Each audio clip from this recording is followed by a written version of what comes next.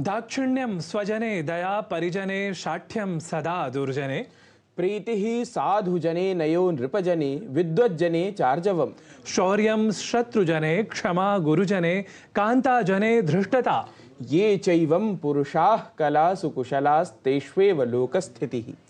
अयि लोकस्थितिसन्धारकाः गुणिनः सुधियः च दर्शकाः वार्तावल्याः एतस्मिन् विविधभाषा विचाराधृते अभिनवे अङ्के भवतां समक्षं समुपस्थितः अहमेष नारायणदत्तमिश्रः सश्रद्धं विनम्रम् अभिवादनं प्रस्तौमि। एतस्मिन् स्वागतावसरे अहं गवीषद्विवेदी अपि भाषाप्रेमिणः दर्शकान् वन्दे। अथ सहर्षं विज्ञापयितुं कामः यदस्माकं जीवने भाषाणां भवति अत्यन्तं माहात्म्यम् इति।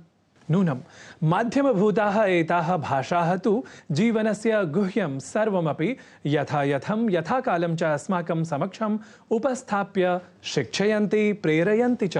प्रेरणाप्रदायकानि सुभाषितानि अपि एतासु भाषासु अन्वितानि भवन्ति, विशिष्य संस्कृतभाषायां। सत्यमेव। एतादृशेषु एव नीत्यादिप्रेरणापरकेषु सुभाषितेषु अन्यतमं प्रयत्नपथप्रबोधकं हि एतदङ्कीयं सुभाषितं सर्वादौ इह सम्प्रस्तुमः। अरणिमन्थने जाते यो विरन्तुं न चेष्टते स एव लभते वह्निमेवं सिद्धेरपि प्रथा।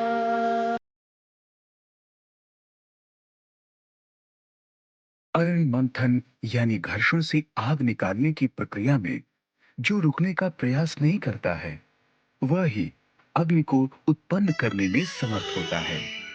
सफलता प्राप्त करने की भी यही स्थिति होती है जो लगातार लगे रहने से प्राप्त होती है, रुकने से नहीं। In the process of extracting fire through friction, only that person is capable of producing fire who does not try to stop.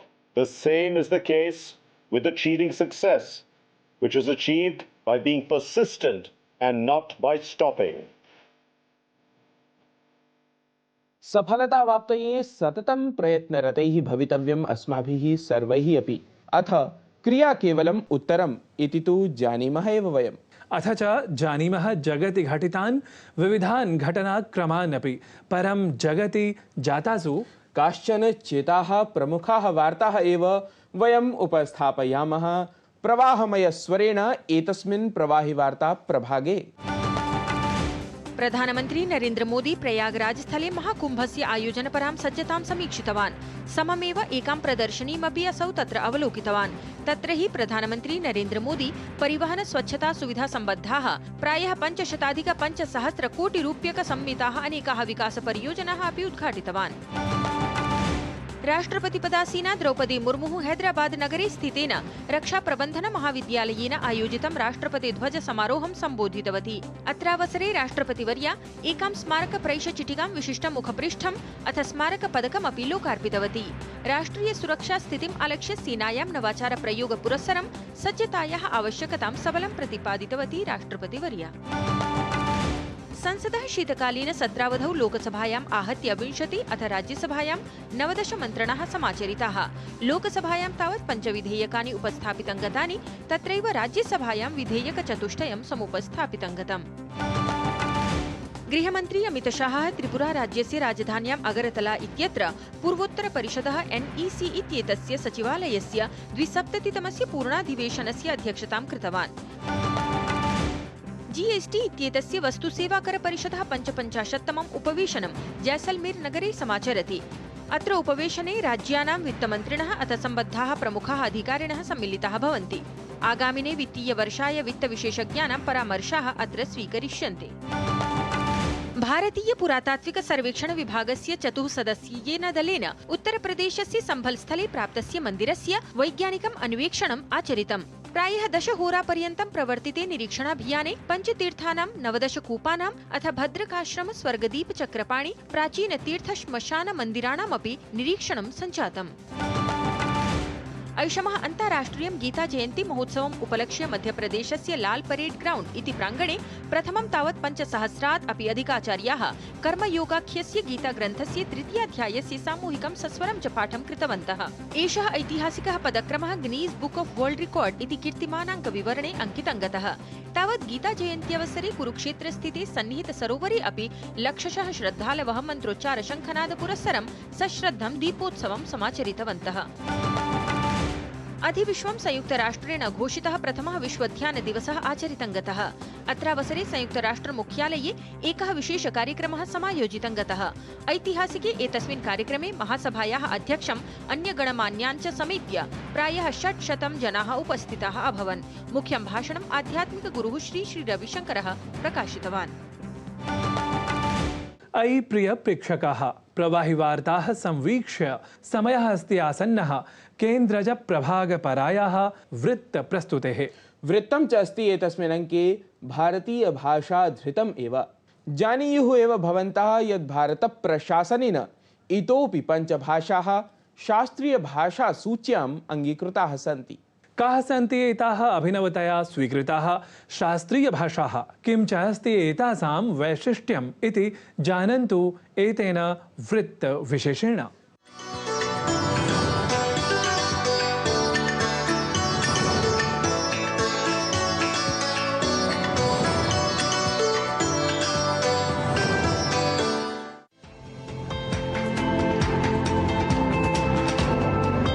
सृष्ट्याः आदिकालतः एव भाषाः कस्याः अपि संस्कृतेः रिक्थभूताः प्राणभूताः वा भवन्ति। व्यवहारसाधिकाः एताः भाषाः न केवलं व्यवहारम् एव साधयन्ति, अपितु मानवीयसभ्यतायाः ऐतिह्यं किञ्च सांस्कृतिकं माहात्म्यम् अपि वर्णयन्ति। भारतदेशः एतस्मिन् प्रसङ्गे विशेषरूपेण धन्यताम् आतनोति, यतः अत्र सन्ति विविधाः भाषाः सकलकलाः च। अनतिचिरम् एव च केन्द्रीयमन्त्रिमण्डलेन शास्त्रीयभाषासूच्याम् इतोपि 5 भाषाः अङ्गीकृत्य भारतीयवाङ्मयस्य किं वा भारतीयभाषापरम्परायाः गौरवम् अभिवर्धितम्। शास्त्रीयभाषासूच्यां तावत् इतः पूर्वं संस्कृत, तमिल, तेलुगु, कन्नड, मलयालम, ओडिया इत्येताः 6 भाषाः आसन्। परम् अधुना मराठी, पाली, प्राकृता, समिया, बाङ्ग्ला भाषाः समेत्य आहत्य 11 भाषाः अत्र राराज्यन्ते। यथा संस्कृतस्य प्रचाराय प्रसाराय च भारतसर्वकारेण विशेष प्रयत्नाः विधीयन्ते, तथैव एतासां भाषाणामपि संरक्षणाय, विकासाय, वर्धापनाय च विशेषः प्रयत्नो विधास्यते इति मे विश्वासः। एताः सर्वाः अपि भाषाः प्रायशः 1,500 वर्षात् प्रागेव आविष्कृताः सन्ति। प्रचुरं साहित्यं विद्यते एतासु भाषासु। तत्सर्वमपि इदानीं प्रचारमेष्यति। भारतस्य प्राचीनं यद् गौरवं तद् गौरवमपि सर्वेभ्यः विज्ञापितं भविष्यति। वस्तुतः काचित् भाषा यदा प्रभृति शास्त्रीयभाषात्वेन परिगणिता भवति, तदा प्रभृति तस्याः पुनरुज्जीवनं समारभते। सत्सु अपि शास्त्रीयभाषासु एतासां समक्षम् अवसराः, समाह्वानानि च समानानि भवेयुः। तस्मात् एतासां संरक्षणं, संवर्धनम् अस्माकं सर्वेषाम् अपि दायित्वम् अस्ति। यतः भारतीयवैभवप्रदर्शनाय एताः शास्त्रीयभाषाः नूनमेव भारतीयज्ञानपरम्पराणां प्रस्तुतिक्रमे अग्रभूमिकां निभालयिष्यन्ति, अथ जगति भारतीयज्ञानस्य पुनः प्रतिष्ठां करिष्यन्ति इति अस्ति नः विश्वासः, शिवकामनाः च। गवीषद्विवेदि विहितं वार्तावलीवृत्तं DD न्यूज़।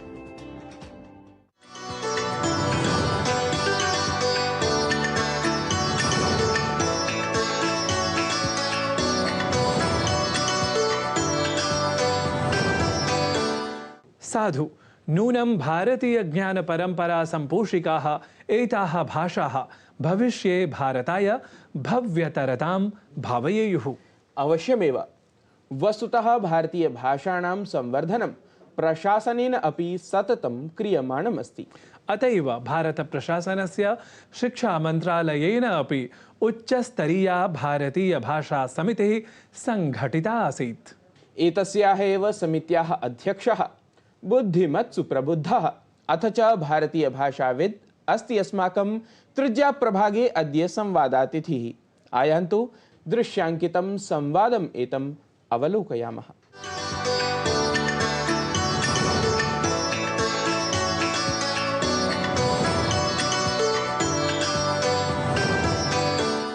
नमः समेभ्यः भाषाप्रेमिभ्यः विशेषतः संस्कृतानुरागिभ्यः। भाषास्थितिं देशे अथ शास्त्रीयभाषासु स्थितिं ज्ञातुम् अद्य वयं सम्पर्कसाधिताः स्मः चमुकृष्णशास्त्रीवर्येण सह। असौ तत्र भारतीयभाषासमितेः अध्यक्षत्वं निभालयति। महोदय वार्तावल्यां स्वागतम् अथ नमस्कारः। मम प्रथमः प्रश्नः यत् अनतिचिरमेव पञ्चभाषाः शास्त्रीयभाषात्वेन ख्यापितं गताः सन्ति। तावत् शास्त्रीयभाषास्वरूपस्य शास्त्रीया परिभाषा का इत्येव तावत् भवान् विज्ञापयतु। कामपि भाषां यदि शास्त्रीयभाषा इति उद्घोषयितुम् इच्छामः तर्हि तस्याः भाषायाः इतिहासः सार्धैकसहस्रवर्षतः 2000 भवेत्। तस्य पुरातनत्वं तावत् सुदीर्घं प्राचीनं स्यात् इति एकः विषयः। द्वितीयः विषयः तस्यां भाषायां मूलभूतं तद्भाषीयं साहित्यं भवेत्। अन्यभाषाभ्यः साहित्येभ्यः स्वीकृतं न, स्वीयं स्वतन्त्रं साहित्यं भवेत्, मौलिकं साहित्यं भवेत् इति द्वितीयः विषयः। तृतीयः विषयः सा भाषा तत्र विशिष्टा भवेत्। आधुनिकभाषातः सा भाषा अधिकविशिष्टा भवेत्, किञ्चित् विशिष्टा भवेत्। चतुर्थं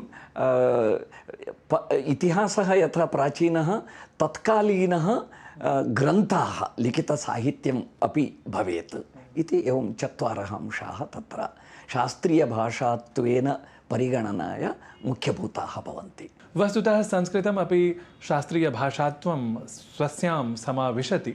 अहं ज्ञातुकामः यत् काः अन्याः भाषाः याः साधारणजनाः न जानन्ति यत् वस्तुतः इमाः भाषाः अपि शास्त्रीयाः भाषाः इति। इदानीं यासां भाषाणां शास्त्रीयभाषा इति उद्घोषणा अभवत् ताः तु ज्ञायते एव। पाली, प्राकृत्, बङ्ग्ला, असमिया अपि च मराठी इति पञ्चभाषाः। पुनश्च पूर्वं षड्भाषाः एवं प्राचीनभाषाः इति घोषिताः। तमिळ्, मलयाळं, कन्नड, तेलुगु, ओडिया, उत्कलभाषा एवं एताः पञ्चभाषाः। पुनः संस्कृतं षड्भाषाः एवं प्राचीनं पूर्वं घोषिताः षड्भाषाः इदानीं घोषिताः पञ्चभाषाः आहत्य 11 भाषाः अभवन्। इङ्ग्लिश् मध्ये क्लासिकल् लैङ्ग्वेज् इति कथ्यते खलु, एतस्य हिन्दीभाषायां संस्कृतभाषायां शास्त्रीयभाषा इति इदानीम् उच्यते। हिन्दीभाषायां मराठीभाषायाम् अभिजातभाषा इति कथ्यते क्लासिकल् लैङ्ग्वेज् इत्यस्य। तेलुगुभाषायां पुरातनभाषा इति कथ्यते। कन्नडभाषायां प्राचीनभाषा इति कथ्यते। एवं विविधभारतीयभाषासु एतासां नाम संस्कृतशब्दाः एव। एते सर्वे अपि शब्दाः संस्कृतशब्दाः पर्यायवाचिनः भवन्ति। शास्त्रीयभाषा, अभिजातभाषा, प्राचीनभाषा, पुरातनभाषा इत्यादि रूपेण। महोदय, शास्त्रीया भाषा वस्तुतः लोके तत्र प्रयुक्ताः न भवन्ति शास्त्रीयाः भाषाः इति तावत् साधारणम् अवगमनं भवति। यथा संस्कृतं यथा उच्यते यत् शास्त्रीया भाषा अपि लौकिकी भाषा अपि, तर्हि द्वयोः मध्ये तत्र कः भेदः? वस्तुतः सर्वाः आधुनिकभाषाः याः सन्ति ताः सर्वाः अपि भाषाः प्राचीनभाषायाः एव परम्परारूपेण अग्रे अनुवर्तमानाः भाषाः सन्ति। तेषामेव समये समये सर्वासु अपि भाषासु किञ्चित् नूतनाः शब्दाः युक्ताः भवन्ति।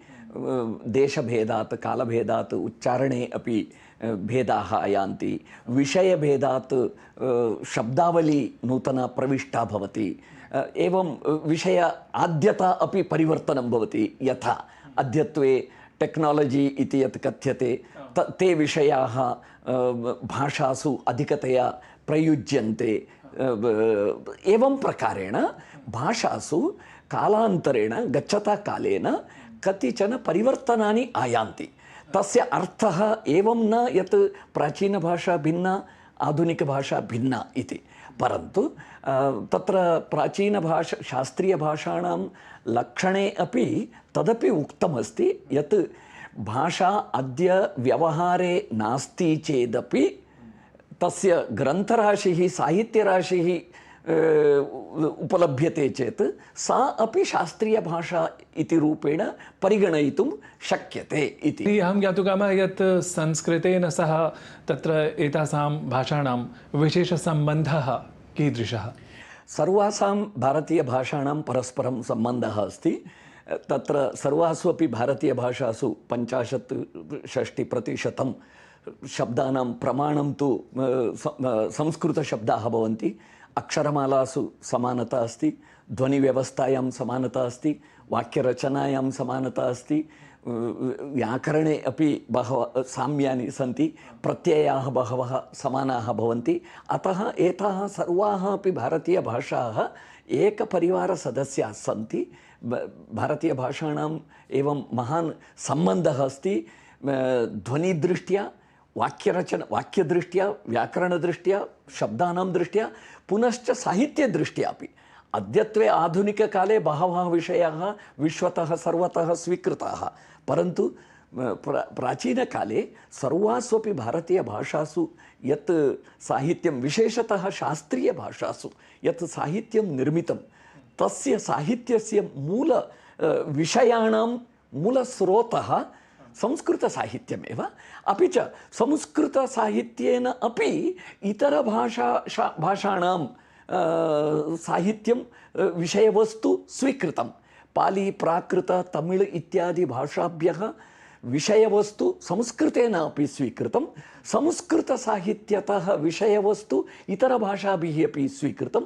एवं भारते भाषाणां परस्परं सौहार्दम् आसीत्।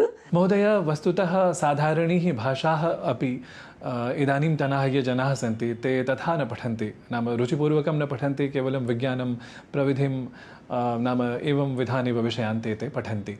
अहं ज्ञातुकामः यत् शास्त्रीयभाषाः पठित्वा ते किं कुर्युः, नाम अध्येतारः किं विधं क्षेत्रं प्रविशेयुः, तर्हि एवं विधस्य प्रश्नस्य किमुत्तरं भवत् तेषाम्? एवं सम्यक् एव उत्तमप्रश्नः पृष्टः। भारतीयतत्त्वानाम् आधारेण भारतस्य विकासः चिन्तनीयः इति। शिक्षानीतौ अपि रूटेड्नेस् इति विषये बहुधा उक्तमस्ति। Rooted to our culture, rooted to our tradition, knowledge tradition विशेषतया। तर्हि तदर्थं शास्त्रीयभाषाणां बहु महत्त्वं भवति। केवलं शिक्षाक्षेत्रेण शास्त्रीयभाषासु विद्यमानज्ञानतः आर्थिकक्षेत्रे, प्रबन्धनक्षेत्रे, विज्ञानक्षेत्रे, राष्ट्रजीवनस्य सर्वेषु क्षेत्रेषु अपि अत्रत्य ज्ञानस्य उपयोगः भवति। सांस्कृतिकक्षेत्रे इत्यादि क्षेत्रेषु अपि सर्वत्र एतासाम् उपयोगः भवति। यः शास्त्रीयभाषाम् अधीतवान् सः एते शोधक्षेत्रे योगदानं कर्तुं शक्नोति, अनुवादक्षेत्रे योगदानं कर्तुं शक्नोति, लेखनक्षेत्रे कार्यं कर्तुं शक्नोति, विज्ञानक्षेत्रे कार्यं कर्तुं शक्नोति। ये सर्वत्र अपि एतेषाम् इदानीम् उदाहरणार्थं लॉ इति विधिक्षेत्रमस्ति। विधिक्षेत्रे एविडेन्स् एकः विषयः। एविडेन्स् विषये प्राचीनभारते किं किं चिन्तनमासीत्? यदि चिन्तनीयं शास्त्रीयभाषाणां ज्ञानम् आवश्यकम्। अतः कोर्ट् अधिवक्तॄणां लॉ क्षेत्र जड्जस् न्यायाधीशाः ये सन्ति तेषां सर्वेषां कृते अपि एतस्य आवश्यकता अस्ति। अतः एतत् शास्त्रीयभाषाः, शास्त्रीयभाषाज्ञानं च केवलं शिक्षाक्षेत्राय सीमितं न भविष्यति, सर्वक्षेत्रेषु सीमितं भवति। टूरिज़ं क्षेत्रे अपि एतस्य आवश्यकता भविष्यति। विदेशेभ्यः ये जनाः आगच्छन्ति, भारतं यदि सम्यक् अवगन्तुम् इच्छन्ति तर्हि प्राचीनभारतमपि तैः ज्ञातव्यम् अस्ति, भारतीयता अपि अवगन्तव्या अस्ति, भारतीयसंस्कृतिः अपि अवगन्तव्या अस्ति। तदर्थमपि अतः टूरिज़ं क्षेत्रे अपि ये कार्यं कुर्युः तैः अपि एतत् शास्त्रीयज्ञानं प्राप्तव्यमस्ति। तत्र भारतस्य सम्यक् परिचयः कारणीयः चेत् शास्त्रीयभाषासु विद्यमानं ज्ञानं तैः अपि ज्ञातव्यम्। अतः एतेषां सम्बन्धः इतः परम् अग्रिमविकसितभारते गवर्नमेंट ऑफ इंडिया इत्यस्य यत् 93 डिपार्टमेंट्स् सन्ति, 65 मिनिस्ट्रीस् सन्ति, 65 मन्त्रालयाः सन्ति, तत्र सर्वत्र एतेषां प्रासंगिकता भविष्यति। अतः उद्योगावकाशः अपि भारतीयभाषाणाम् अपि च तत्रापि शास्त्रीयभाषा ज्ञानवताम् उद्योगावसराः अपि रोजगार अवसराः अपि अधिकाः भविष्यन्ति। सत्यं महोदय, अत्र भवता वार्तावल्यै समयः प्रदत्तः, तदर्थमहम् अत्र भवते धन्यवादान् विज्ञाप्य पुनः नौमि। नमस्कारः। गभीरः ज्ञानवर्धकः च संवृत्तः शास्त्रीयभाषाविषयकः शास्त्रीवर्येण सह साधितः एषः संवादः। एतत्तु दर्शकानां प्रतिक्रियाभिः एव ज्ञातुं शक्यं। वयं तु अधुना कार्यक्रमानुगुणम् अग्रे सरामः। अग्रिमे सोपाने अत्र अस्ति सिद्धा सुरसङ्गीतसमलङ्कृता विशिष्टा संस्कृतस्तोत्रप्रस्तुतिः। शृणुमः तावत्। कमलदलामल कोमलकान्ति कलाकलितामल भाललते सकलविलास कलानिलयक्रम केलिचलत्कलहंसकुले अलिकुलसङ्कुल कुवलयमण्डल मौलिनिलद्वकुलालिकुले जय जय हे महिषासुरमर्दिनी रम्यकपर्दिनी शैलसुते।